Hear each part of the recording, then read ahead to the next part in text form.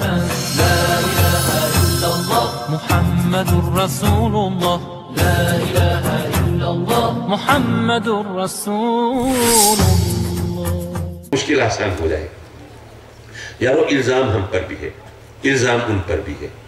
فرق یہ ہے کہ ہم پر الزام ہے تو ان لوگوں کی وجہ سے جو مسئلے سے واقف نہیں، جو اندھی عقیدت و محبت میں آ کے قبروں پہ سجدے کر لیتے ہیں، اور جو ہمارے صاحبان علم ہیں ان کو روکتے ہیں، منع کرتے ہیں، ٹوکتے ہیں، سمجھاتے ہیں، اور اگر وہ باز نہ آئیں تو اعلان کر دیتے ہیں ہمارا ان سے کوئی تعلق نہیں.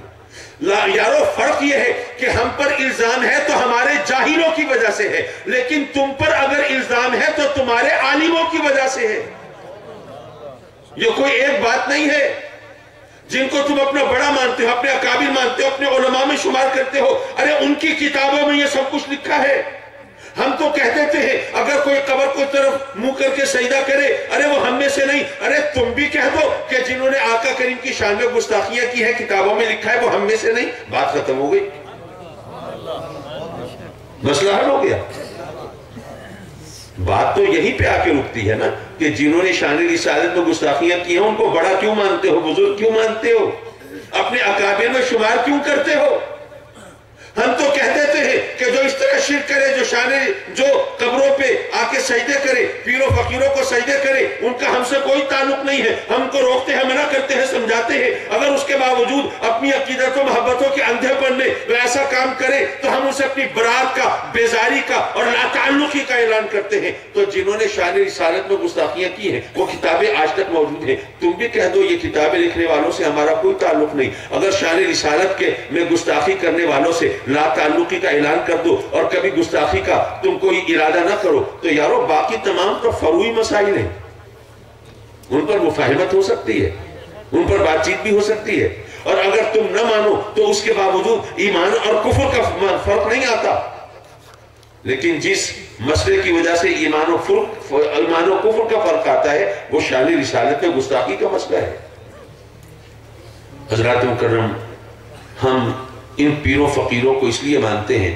اچھا میں عرض کر رہا تھا، ایک سوال یہ تھا کہ جناب یہ جو دنیا سے رخصت ہو گیا اب ان کے پاس کیا لینے جاتے ہیں، یہ کیا کر سکتے ہیں؟ بس اس سوال کا جواب دے دوں اور پھر آپ کی جان چھوڑ دوں. دیکھیں بھائی، آپ نے اگر کسی کو مرشد مانا ہے تو کیا ان کی جسمانی طاقت کی وجہ سے مانا ہے؟ کہ حضرت قبلہ خواجہ غلام رسول تو گیلوی صاحب تشریف فرمائیں، حضرت قبلہ خواجہ عبدالعزیز تو گیلوی صاحب تشریف فرمائیں، حضرت قبلہ پیر خلیل الرحمان صاحب تشریف فرمائیں. آپ میں سے کچھ لوگ، بہت سے لوگ ان حضرات سے نسبت بیعت رکھتے ہوں گے، تو کیا آپ نے یہ دیکھا ہے کہ جناب یہ کوئی بڑے پہلوان ہیں ہم ان کی بیعت کر لیں؟ یہ جناب اگر ہمارا کوئی مسئلہ ہوگا کوئی دھوبی پاٹ ماریں گے مسئلہ حل کرا دیں گے؟ اگر جسمانی طاقت کی وجہ سے بیعت کی جاتی تو پاکستان کا سب سے بڑا پیر بھولو پہلوان ہوتا. جب کسی کو شیخ مانتے ہیں، مرشد مانتے ہیں، کسی سے بیعت کرتے ہیں اس کی جسمانی طاقت کی وجہ سے نہیں بلکہ اس کے روحانی کمال کی وجہ سے. ایسا ہی ہے.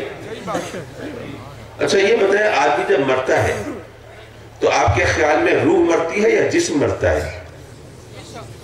روح قبض کی جاتی ہے، روح مرتی نہیں ہے، جسم مرتا ہے. جسم پہ موت آئی ہے. بڑا پہلوان تھا، شہزور تھا، قوی ہیکل تھا، طاقتور تھا، بڑے بڑوں کو پچھاڑ دیتا تھا، منو ٹنو وزن اٹھا لیتا تھا، لیکن موت طاری ہوئی تو اب طاقت ختم ہو گئی. پہلے منو وزن اٹھانے والا اب ایک رتی بھی نہیں اٹھا سکتا.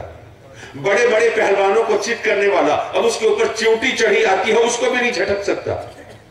یارو موت آئی ہے تو جسم پر موت آئی ہے، روح تو قبض کی گئی ہے، روح نہیں مرتی. یارو جسم مر گیا، جسمانی طاقت ختم ہو گئی لیکن روح نہیں مری. جب روح پر موت نہیں آئی تو روحانی کمال بھی باقی ہے، اور ہماری پیروں سے نسبت اور تعلق وہ ان کے روحانی کمال کی وجہ سے ہوتا ہے، جسمانی طاقت کی وجہ سے نہیں ہوتا. تو بات تو یہاں پہ ختم ہو جاتی ہے. حضرات محترم، ہم اہل سنت ہیں اور یہ جو ہمارا عقیدہ ہے یہ ہمیشہ سے یہ چلا رہا ہے. میرے آقا کریم حضور علیہ السلام کا روضہ اقدس آج ہم نے نہیں بنایا. یہ اسلام کی تاریخ اٹھا کر دیکھ لیجئے. اچھا یہ ایک تاریخی حقیقت جس میں جغرافیہ بھی ہے، تاریخ بھی ہے، پیش نظر رکھیے کہ دنیا میں وہ تمام ممالک جہاں مسلمانوں نے ایک طویل عرصے تک قیام کیا ہے، دنیا میں کوئی ملک ایسا نہیں ہے جہاں پر مسلمانوں نے ایک طویل عرصے تک قیام کیا ہو اور وہاں کسی نہ کسی بزرگ کا مزار نہ ہو۔ اگر سعودیہ والے مزارات کو منہدم کرنے پہ تلے ہوئے ہیں تو وہاں پر بھی گنبد خضرا ہمارے عقیدے کی حفاظت کر رہا ہے۔ حضرات محترم، یہ اسلام کا ایک مزاج ہے جو صدیوں میں ہمارے سامنے آیا ہے اور کسی وقت بھی یہ تبدیل نہیں ہوا، یہ بدلا نہیں ہے، اور ہم اہل سنت اسی مزاج کے ہم محافظ ہیں، اسی کے مطابق چلنے والے ہیں۔ یہ پیر و فقیروں سے ہمارا رشتہ یہ کس لیے ہے؟ صرف یہ بات دو جملوں میں۔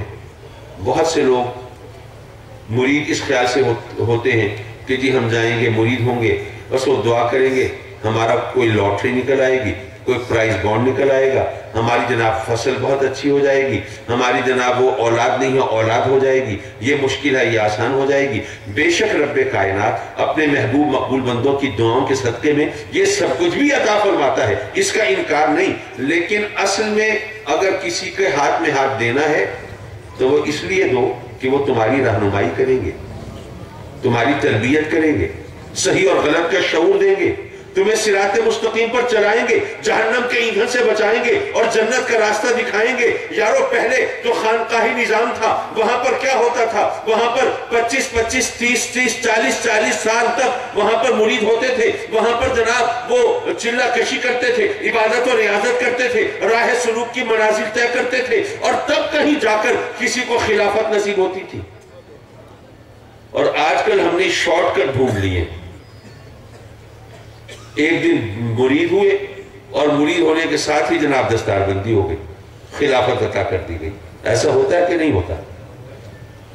مجھے نہیں پتا، معاف کیجئے، میں یہاں پہ بیٹھا ہوں، یہاں پر اگر کہیں پر یہ بھی ہو سکتا ہے جیسے حضور شہاب الدین سہروردی رضی اللہ تعالیٰ عنہ نے اگر حضور بہاؤالدین ذکریہ کو فوراً خلافت عطا فرما دی تھی، اور جب معترضین نے اعتراض کیا تھا کہ جی ہم 25 سال سے 30 سال سے خدمت کر رہے ہیں، ہمیں خلافت نہیں ملی، اور یہ جناب 2 دن پہلے آیا ہے اسے خلافت دے دی، تو آپ نے فرمایا کہ تم گیلی لکڑیاں ہو، یہ خشک لکڑی ہے۔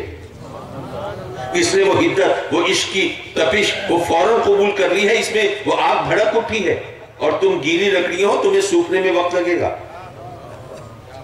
اگر کوئی ایسی ہستی ہو تو اس کو خلافت یقیناً فوراً دی بھی جا سکتی ہے، اس کے بارے میں تو کوئی دوسری بات نہیں، لیکن میں یہ عرض کر رہا تھا کہ پہلے یہ راہ سلوک سے گزارا جاتا تھا، لیکن آج کل ہمارے جو نہ وہ عشق میں رہی گرمیاں، نہ وہ حسن میں رہی شوخیاں، نہ وہ غزنوی میں تڑپ رہی، نہ وہ خم ہے زلف ایاز میں۔ اب جناب وہ مرید بھی جب پوچھتے ہیں نا وظیفہ، تو پہلا سوال یہ ہوتا ہے کتنے دن کرنا ہے؟ ایسا ہے کہ نہیں ہے؟ کوئی وظیفہ پوچھنے سے کتنے دن کرنا ہے؟ بھائی ابھی تو شروع بھی نہیں کیا، اور پھر مثالیں دیتے ہیں ان بزرگوں کی جن کی خدمت میں کئی برس تک لوگ چلہ کشی کرتے تھے، ریاضت کرتے تھے، عبادت کرتے تھے، اور پھر جا کے کسی منزل پر پہنچتے تھے۔ مثالیں ان کی دیتے ہیں، اور پھر ماشاءاللہ ایک بات اور بھی کرتے ہیں، حضور غوث پاک کی بارگاہ میں وہ جناب چور آیا تھا اور کس طرح اس کو جناب ولایت عطا فرما دی تھی۔ ہم بھی آپ کی نظر کرم کے محتاج ہیں۔ لوگ یہ سمجھتے ہیں کہ شاید ولی ہونے کے لیے پہلے چور بننا ضروری ہے۔ یارو یہ تو ایک آدھ مثال ہے کہ کوئی چور اس طرح سے آئے اور آپ کی نگاہ کرم پڑی اور وہ ولی بن گیا، لیکن یہ ایک آدھ مثال اپنی جگہ، اور وہ جو ایسی باقی تمام اولیاء جو ہیں یارو وہ اس طرح چور سے ولی نہیں بنے۔ انہوں نے برسوں ریاضت کی ہے، عبادت کی ہے، اپنے شیخ کی جوتیاں سیدھی کی ہیں، ان سے عقیدت و محبت کے رشتے جوڑے ہیں، راہ سلوک کی منزلوں کی سختیاں اٹھائی ہیں، اور پھر جا کے اس مقام پر پہنچے ہیں۔ لیکن ہم چونکہ شارٹ کٹ کی تلاش میں رہتے ہیں، اس لیے ہم چور کی مثال دیتے ہیں، اور باقی وہ ایک ایگزمپشن ہے، وہ ایک استثناء ہے، اور باقی جو راہ سلوک کی منزلیں ہیں ان کو فراموش کر دیتے ہیں۔ میں نے یہ باتیں مجھے نہیں پتا ذوق پر بار گزری ہو تو اس کے لیے معذرت، لیکن یہ حقیقتیں تھی، مجھے آپ تک آپ کی خدمت میں عرض کرنا تھا، تو اس لیے جو مرید ہیں وہ بھی ذرا تھوڑا سا وہ اس صبر اور تحمل سے پیر صاحب کے بتائے ہوئے وظائف پر جو انہیں ان تعلیمات کی ہو، جو تلقین کی ہو، اس پر عمل کریں، تھوڑا صبر اور حوصلے سے کام لیں، پھر دیکھیں کہ ان کے لیے راستوں میں چراغ جلتے ہیں کہ نہیں، روشنی ملتی ہے کہ نہیں، اور وہ صراط مستقیم ان کو نصیب ہوتی ہے کہ نہیں، اور منزل مراد ان کا مقدر بنتی ہے کہ نہیں۔ وآخر دعوانا ان الحمدللہ رب العالمین۔